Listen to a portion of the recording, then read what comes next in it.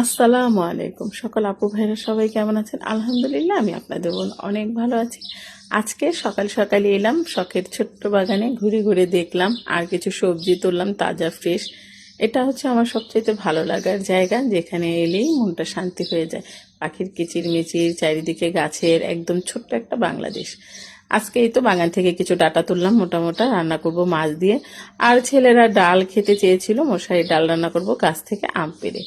নিজের হাতে লাগানো গাছের শাক সবজিগুলো যখন নিজে পেরে রান্না করে খেয়ে এক তৃপ্তি, যেমন তেমনই এক শান্তি। বাংলাদেশি ধনেপাতা। আর এই তো হচ্ছে আমার শখের ছোট্ট বাগানে আনারস গাছ। আনারস গাছের বিচি আছে বা চারা আমি সঠিক জানি না, কিন্তু আমি আনারস খেয়ে আনারসের উপরে যে গাছের মতো যেটা থাকে ওটা লাগিয়েছিলাম। ওখান থেকে 3-4টা চারা উঠেছে আলহামদুলিল্লাহ, মাশাল্লাহ। আর আমার শখের ছোট্ট বাগানে কিন্তু বাংলাদেশি কাকরোল গাছও আছে। এটা অন্য কোনো এক ভিডিওতে অবশ্যই দেখাবো। 3-4 বছর চেষ্টা করেছি, এই বছরই আলহামদুলিল্লাহ কাকরোল গাছটা উঠেছে। অবশ্যই অন্য কোনো এক ভিডিওতে দেখাবো। আর এই তো গাছ থেকে আম পারলাম, এক অন্যরকম শান্তি। সত্যি মানুষ পরিবর্তনশীল, বয়সের সাথে সাথে সব কিছুই মানুষের চেঞ্জ হয়, পরিবর্তন হয়।